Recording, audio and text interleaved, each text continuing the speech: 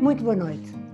Para um jornalista, viver a atual situação da pandemia do Covid-19 apenas na situação de espectador tem algo de pouco natural. A dimensão desta ameaça tem, aliás, levado a tomadas de posição de inúmeras pessoas de todos os quadrantes sociais. A facilidade de utilizar ferramentas digitais fez disparar as intervenções de todo o tipo a propósito do novo vírus. Mas o jornalista, ele é treinado para pesquisar, coligir elementos e ajudar à reflexão comum. No meu caso particular, ocupei os últimos anos da minha carreira profissional a tratar de temas de saúde, quer em programas que coordenei e dirigi na RTP, quer mais recentemente ao escrever um livro sobre os 40 anos do Serviço Nacional de Saúde, a mais importante aquisição saída da Revolução de 25 de Abril. Daí que tenha decidido lançar neste novo projeto um pequeno contributo sobre a situação excepcional que estamos a viver. Desafiei para este espaço de debate de temas ligados ao Covid-19 uma das personalidades portuguesas com maior preparação no campo da saúde pública, o professor Adalberto Campos Fernandes, ex-ministro da Saúde e também professor da Escola Nacional de Saúde Pública. Eu na minha casa, ele na casa dele, convidaremos diversas personalidades para conversarem connosco sobre estes temas. A partir de agora, e enquanto tal nos parecer útil, estaremos aqui aos sábados e aos domingos pelas 10 da noite para, durante cerca de 30 minutos, discutir diversos aspectos da nossa vivência comum neste período em tudo diferente das nossas vidas, seja em Portugal, seja no resto do mundo, já que nunca, tanto como agora, estivemos globalmente ligados na saúde e na doença, na riqueza e na crise que se avizinha. A nossa primeira convidada de hoje é a doutora Margarida França, a presidente do Conselho de Administração do Hospital de Aveiro. O hospital esse que foi particularmente fustigado, como todos sabemos, por esta crise e do qual muito se falou a propósito quer do número excepcional de mortes no lar da Santa Casa da Misericórdia de Aveiro, quer ainda a propósito do cordão sanitário que foi instalado ao VAR.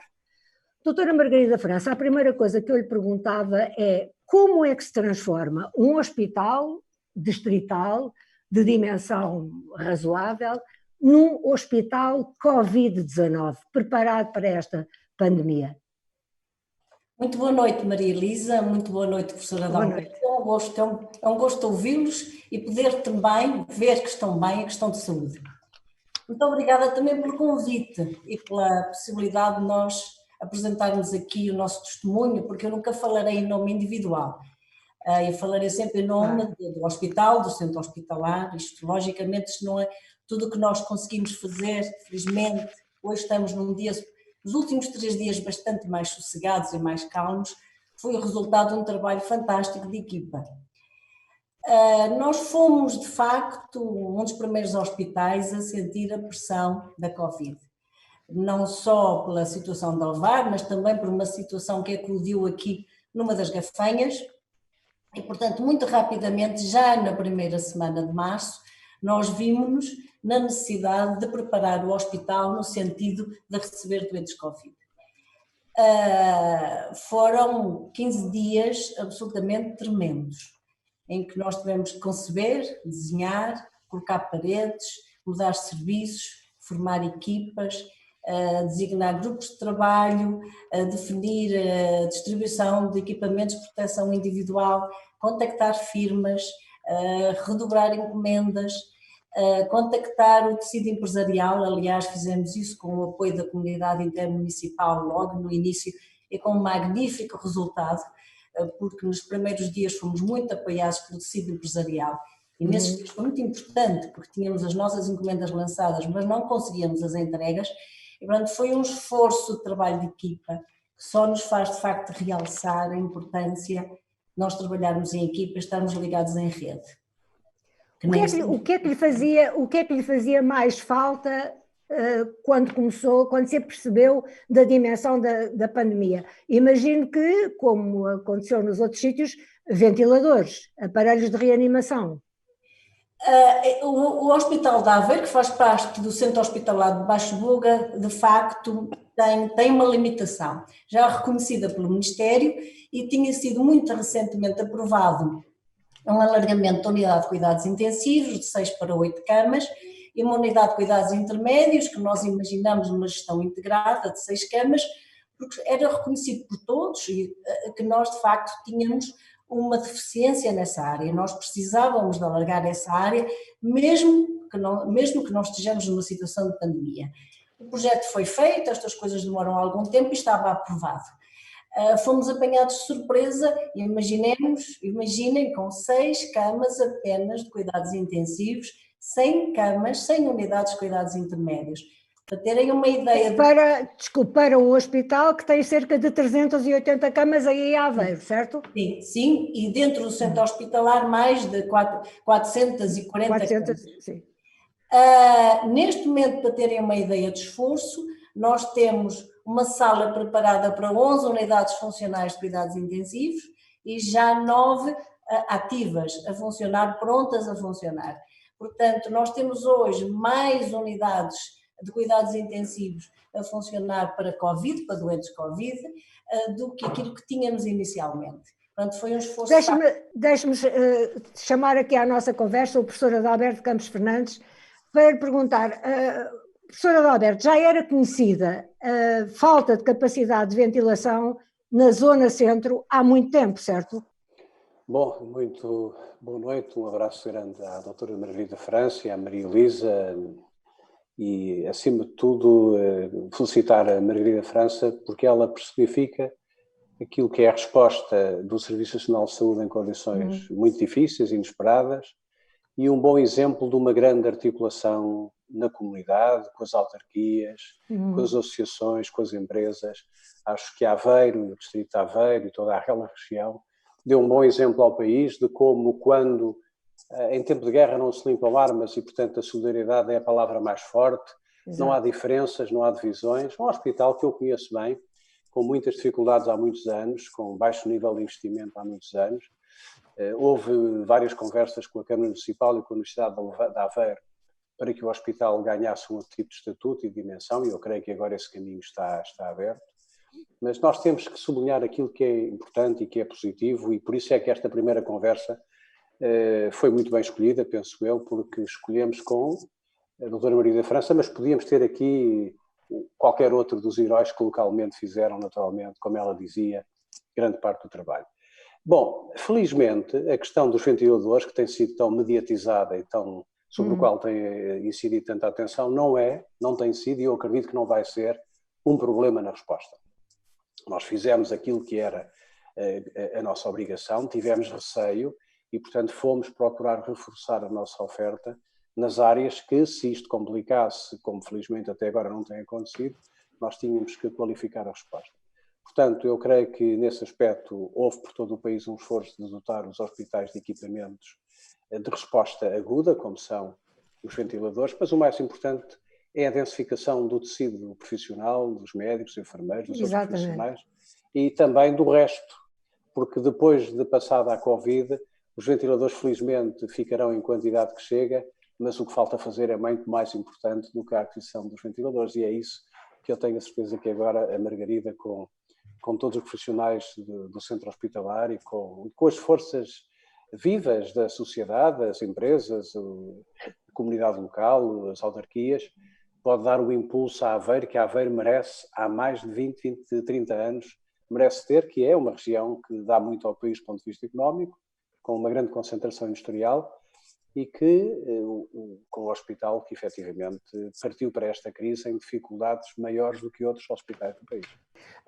Exato, como acabou de dizer o professor Adalberto, Margarida, havia também, além das máquinas, tem que haver pessoas para trabalharem com as máquinas e obviamente que camas de cuidados intensivos exigem pessoal, médicos e outros profissionais altissimamente qualificados. Como é que resolveu o problema dos intensivistas?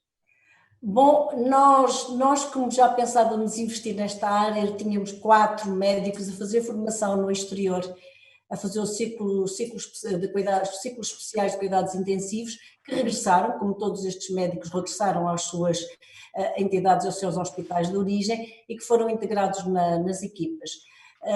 Socorremos apenas até hoje de um elemento exterior que se ofereceu e que nós agradecemos e que vai colaborar já na noite de amanhã, mas conseguimos com a colaboração também de anestesistas, nós que tinham também formação em intensivismo, conseguimos de facto segurar a nova sala Covid e eu aproveito aqui para pegar nas palavras do professor Adalberto. Podemos estar enganados, mas eu tenho a mesma convicção que nós não vamos precisar, de facto, desta ventilação que todas as pessoas falam e que nós vamos conseguir conter esta situação. De qualquer maneira, havia que estar prevenido para se acontecesse o pior, não é? Portanto, com certeza, esse esforço tinha que ser feito. Eu tenho uma grande curiosidade em relação a uma coisa e não tenho ouvido muita explicação sobre isso. Aquele equipamento que os intensivistas usam dentro das salas de cuidados intensivos, Margarida, parece muito complexo e muito incómodo. O trabalho lá dentro é extremamente violento, não é?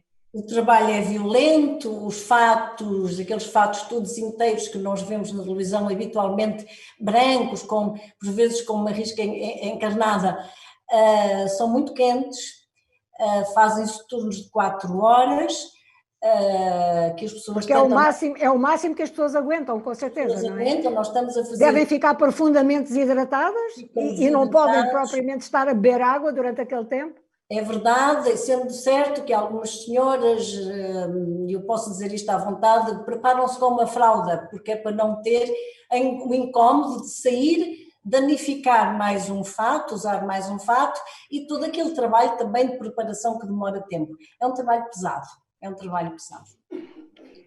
Mas o pessoal tem correspondido da melhor maneira e com grande espírito de sacrifício, como todos sabemos. Margarida, infelizmente falou-se muito do distrito de Aveiro a propósito também da fatalidade que aconteceu no lar da Santa Casa da Misericórdia, em que morreram 15 idosos e há muitos outros infectados. Isto era algo que era completamente expectável nesse, como em muitos outros lares do país, certo? Bom, eu acho que o problema dos lares merece uma reflexão profunda. Daqui em diante temos que parar para refletirmos sobre a realidade que muitos de nós já conhecíamos, o professor Adalberto conhece com toda a certeza, sobre o nível... Deixe-me só lembrar, desculpe, eu devia ter dito isto, que a Margarida integrou a equipa que fez o relatório para a formação da rede de cuidados continuados no país, tendo, portanto, visitado e conhecendo profundamente a situação dos lares portugueses. E é também por isso que lhe coloco esta questão, naturalmente. Há muitos anos. Eu queria também dizer que neste caso, a Santa Casa da Misericórdia de Aveiro foi um bocadinho injustiçado, porque era uma grande unidade. Faleceram 15 idosos de um grupo de quase 130, era uma grande Santa Casa com hospitalização, com visitas domiciliárias, com centro de dia, com muito apoio.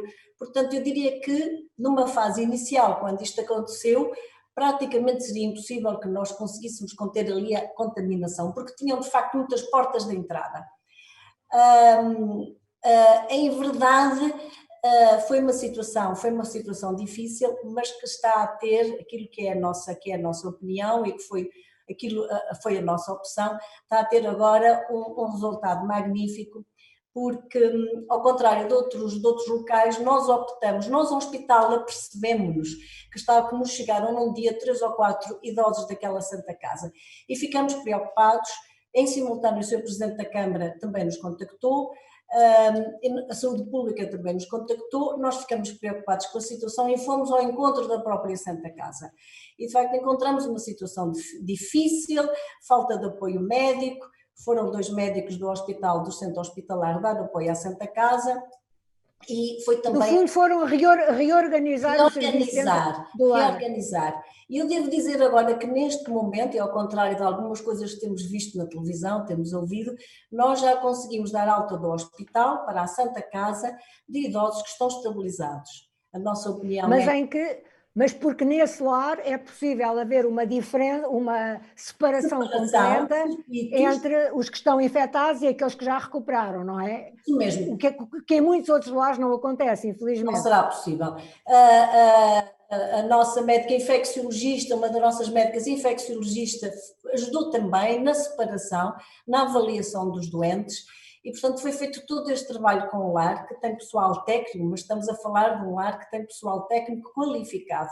E neste momento a situação está contida, os circuitos estão criados, os doentes Covid estão separados dos doentes não Covid, e, portanto, eu penso que esta é a melhor solução, de facto, não retirar, se possível, se tiverem condições, não retirar os idosos, se possível, do local onde se encontram e onde estão habituados a viver e com aquelas pessoas com quem estão habituados a ter a sua vida social. Ainda que nesta fase muitos deles estejam com certeza profundamente perturbados, desde logo porque deixam de reconhecer as pessoas, até fisicamente. E não têm visitas. Não têm visitas e vêm pessoas com máscaras numa situação que para a idade de alguns poderá já ser difícil. Mas em todo o caso eu queria aqui lembrar que a situação em Espanha foi muitíssimo mais grave ainda do que em Portugal. Em França também tem havido um número de fatalidades nos chamados EHPADs, que são mais ou menos o equivalente aos nossos lares, muitíssimo assinalável. Professora Adalberto, quer falar sobre a situação também nesses outros países? Bom, de facto, nós tivemos em Portugal, desde o primeiro minuto, muito receio. A preocupação de quase todos nós era de que não podíamos, em nenhuma circunstância, repetir o cenário primeiro italiano e depois espanhol. Nós temos características demográficas semelhantes, temos uma população muito envelhecida, temos um número muito grande de idosos institucionalizados, não apenas nos lares e residências, mas também na Rede Nacional de Cuidados Continuados e Integrados. E, portanto, percebendo nós que o vírus tinha uma especial atração por fazer mal às pessoas mais idosas e mais fragilizadas, era mandatório que houvesse um conjunto de medidas defensivas desse território contra a agressão do vírus. Foi isso que Espanha não teve tempo de fazer, foi isso que Itália não teve tempo de fazer e França, enfim, numa escala um pouco menor. As lições que nós tiramos daqui é de que agora que estamos a projetar com calma, tranquilidade, uma saída, digamos, progressiva e segura desta situação, é que nós não podemos, em nenhuma circunstância, abrandar o fator de proteção para com os nossos idosos, porque as segundas vagas ou as terceiras vagas ou as reincidências, nós hoje podemos estar e estamos satisfeitos porque estamos a conseguir comprimir a tal mola de que tantas vezes tem sido referida, mas estas zonas dos mais velhos, as pessoas mais idosas, são zonas, como todos nós sabemos, de altíssimo risco. E, portanto, acredita que daqui para o futuro a malha à volta dos lares se vai apertar? Porque temos que convir que os sucessivos governos, de algum modo, fecharam os olhos a muita coisa que se passava nos lares, não é verdade? Maria Elisa, não são apenas os governos, é mais fundo do que isso, é a sociedade. As sociedades modernas foram-se esquecendo dos mais velhos e foram achando que as soluções institucionais, que a colocação do familiar, do pai, do avô, do tio, em qualquer local era uma solução, digamos, que resolvia o problema do fim da vida com dignidade. E nós temos na Rede Nacional, que a doutora Margarida conhece bem, temos qualidade, temos controle, temos exigência, mas infelizmente temos territórios que eu chamo muito ocultos, onde as condições de chamar lar algumas dessas coisas, eu creio que é até excessivo, não é? Até injusto. E isto tem servido, esta crise tem servido para que Portugal, Espanha, Itália e França, coletivamente, não apenas os governos, mas as sociedades, ponham a mão na consciência, dizendo é assim que nós queremos chegar ao fim da nossa vida, dos nossos, enfim, das pessoas que fizeram a nosso país, a nossa terra e que construíram as nossas democracias. Não pode ser. Portanto, acho que sim, Maria Elisa, acho que temos que, a nível dos governos, ser muito mais exigentes nas condições de autorização de funcionamento dessas instituições, mas, como dizia a doutora Margarida França, nós não podemos de repente descobrir que uma instituição que acomoda pessoas vulneráveis, frágeis e doentes tem um baixo índice de cobertura ou de resposta assistencial médica e de enfermagem, já para não falar do trabalho terrível, tantas vezes exigente e pesado, dos cuidadores, que em pouco número, com muita pouca quantidade, têm que cuidar de 20, 30, 40 pessoas que estão com graus de dependência relativamente diminuídos. Portanto, a resposta é sim, nós tiramos desta crise, estamos a tirar enormes lições, e uma das lições mais importantes é essa, olhar para aqueles que nos precederam, que agora estão no fim da sua vida, projetando aquilo que vai ser inexoravelmente a nossa vida e a vida daqueles que nos sucedem, porque há uma coisa que nós temos certa, é que efetivamente seremos cada vez mais uma sociedade envelhecida. Queria ainda aproveitar hoje a nossa convidada, a doutora Margarida França, para falar também daquilo que foi o cerco sanitário do Ovar. Margarida, acha que o diálogo entre o poder central e o poder local e também as forças empresariais, que a Margarida começou, aliás, por referir e por aplaudir, foi suficientemente intenso e feito atempadamente? Eu tenho visto queixas por parte de alguns dos industriais locais de que não chegaram a ter tempo, teriam precisado de 1, 2 dias pelo menos para se organizar e para poder escoar os seus produtos antes de ser declarado o cerco sanitário. Teria sido possível fazer isso? Eu, em primeiro lugar, queria dizer que de facto foi uma boa decisão, eu não tenho dúvidas, é muito contestável. Eu, aliás, vou dormir ao cerco sanitário, porque eu vivo em Esmoriz e continuo a viver na Praia de Esmoriz, que é um sítio lindíssimo. Foi de facto um pouco repentino, foi necessário, mas repentino. Eu própria fui apanhada aqui no hospital e questionei-me, eu vou conseguir entrar, eu vou conseguir passar o cerco sanitário para ir dormir a casa, em último recurso, e buscar roupa para ficar aqui em Aveiro e ficar aqui acomodada nos próximos dias. Claro que como profissional da saúde não tive qualquer dificuldade, mas naquelas horas eu também tive as minhas dúvidas, portanto eu posso imaginar o que devem ter pensado industriais, prestadores de serviço simples, como por exemplo onde eu levava a minha roupa a passar ferro, que a senhora nunca mais pode entrar, porque não vive no município de Ovar. Portanto, criou-se ali de facto uma situação difícil, embora salvaguardando sempre que eu acho que foi uma decisão acertadíssima e que foi uma decisão que era necessária na altura. Ou seja, provavelmente foram danos colaterais inevitáveis. Danos colaterais inevitáveis, de facto, era uma situação, e se calhar a acalmia que nós estamos a ter nos últimos 3 dias aqui no Hospital de Aveiro também se deve a esta restrição que foi feita no município de Ovar. Maria Elisa, se me permite... Diga, Margarida. Claro, Margarida. Pegando nas palavras do professor Adalberto, só dizer aqui tudo são coisas, isto foi de facto um drama, mas tudo nos traz também coisas positivas. Uma delas foi que nós começamos repentinamente andávamos há muito tempo com projetos com a Universidade de Aveiro e neste momento eles estão a fazer testes com o nosso laboratório, ou seja, a Universidade de Aveiro começou a fazer testes também da Covid, digamos quase que uma extensão do nosso laboratório, estamos a trabalhar em conjunto. Pronto, muito rapidamente foram encontradas aqui soluções em que nós andávamos a falar há meses ainda, do tempo do professor Adalberto Ministro, e agora em 15 dias já estamos operacionais. E acha que depois do susto da pandemia passar vamos continuar a funcionar com esse ritmo? Nós vamos fazer um esforço nesse sentido. Eu gostava só de acabar aqui com uma pequena nota acerca, e relembrando palavras do professor Adalberto numa entrevista que deu no último sábado ao Diário de Notícias, em que ele diz que a DGS talvez não tenha interpretado as orientações da Organização Mundial de Saúde da maneira mais correta. Ele parece defender que teria sido útil para todos preconizar o uso de máscaras. E é essa questão que eu lhe venho pôr, é uma questão muito concreta. Sabemos que é difícil arranjar máscaras. Eu hoje mesmo comprei uma máscara daquelas que têm várias iniciais, o professor Adalberto ou a doutora Margarida saberá o nome, FR, não sei o quê, a 11 euros e tal cada uma, por grande favor, numa farmácia. São valores proibitivos, mas seja como for, as pessoas até estarão dispostas, sobretudo para conseguir máscaras daquelas mais simples, das cirúrgicas, ou até para as confeccionarem em casa. Professora Adalberto e doutora Margarida também, devemos ou não todos usar máscara e isso poderá ou não evitar algumas contaminações? Bom, posso eu, para deixar a última palavra à doutora Margarida, dizer que felizmente hoje foi publicada pela DGS a norma que define os critérios e as normas para a utilização das máscaras e de proteção individual.